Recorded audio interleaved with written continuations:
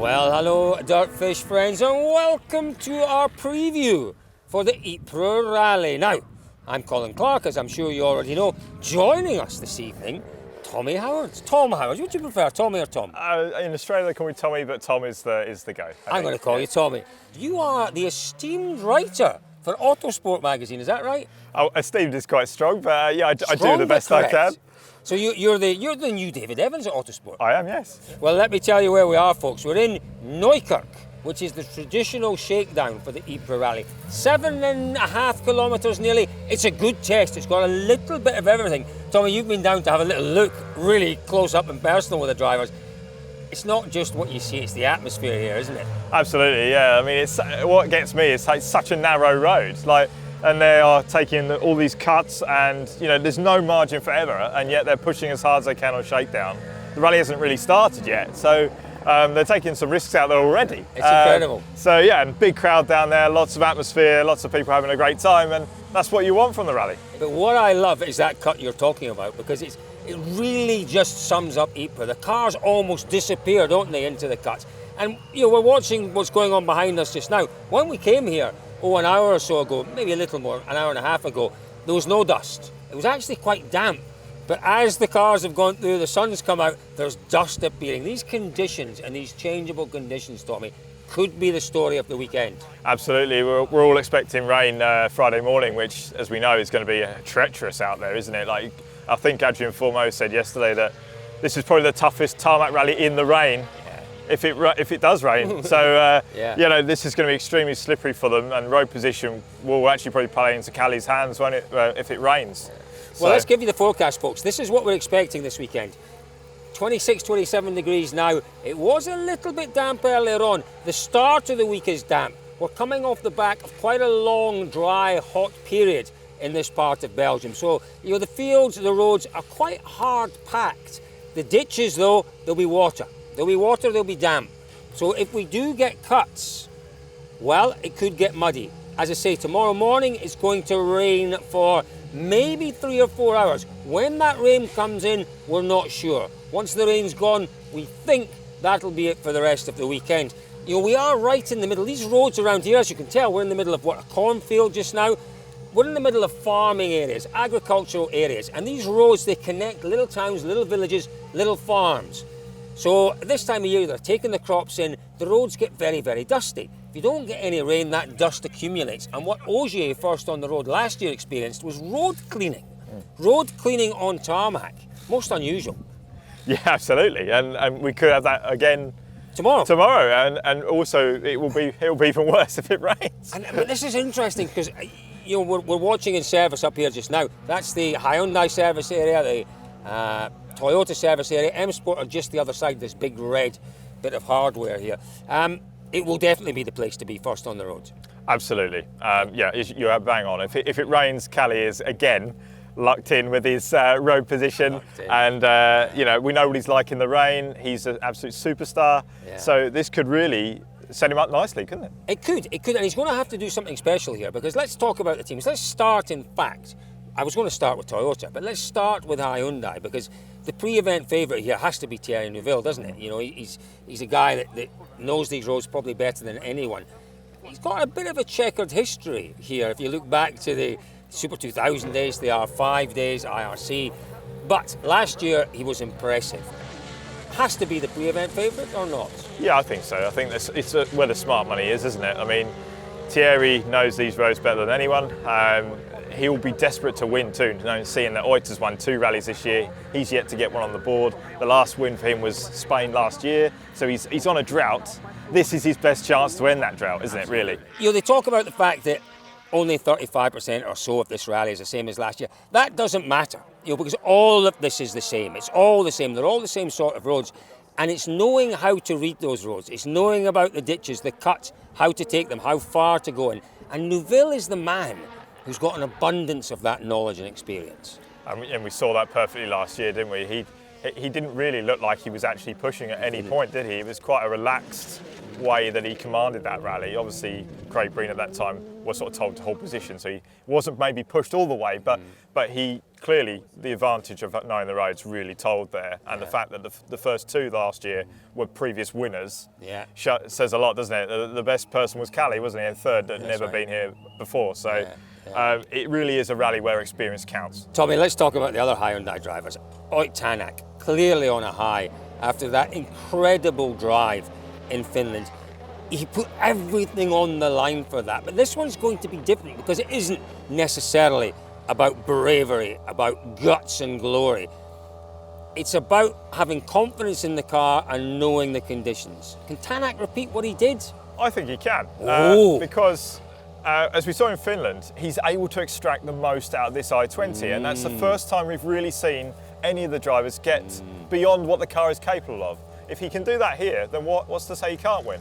I think you're absolutely right. What's to say he can't win? Because we know that Tanak is one of the very best on tarmac, certainly in his days back in the M Sport car and then in the Toyota. He was almost a league above everyone else on tarmac. So if he comes out and he gets the right feeling in that car, and I'd have to say in shakedown, they've actually done quite a lot of work. He was maybe half an hour, 45 minutes later than anyone in doing his third pass. But if he can find that feeling, lack of experience might count against him, but he can make up for that, you think? I think so, and also if it's dry, he's very much in the rhythm of this Hyundai, isn't he? So he knows how it feels when it's unpredictable. He can perhaps push it and know what it feels like to wrestle this car a bit more than perhaps Thierry does. Maybe that is the advantage. And that was the secret to Finland, wasn't it? You know, knowing that the car was going to, predicting the unpredictable, which is what, sounds ridiculous, but that's almost what he managed to achieve, didn't he? That gave him the confidence. Oliver Solberg, my goodness me, talk about highs and lows in Finland. Tanak on this massive high.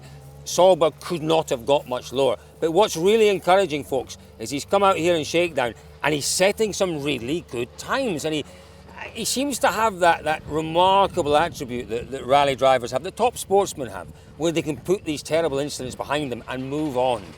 And that is the mark of, as you say, a great sportsman person. They need to be able to do that. It's a tough environment out there when you make a mistake. There's a lot of scrutiny, and he's come under a lot of scrutiny for that. But what has been nice is when you're talking to him, you can tell he's clearly got over this. He's also got a strategy for how he wants to attack this rally, which is he knows that now that he really can't be flat out all the time. It's just not possible in this car.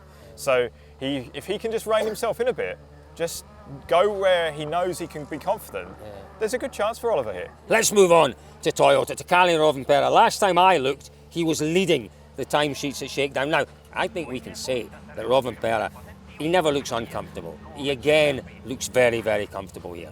And we should also say that there's a very slim chance he could wrap up the championship here.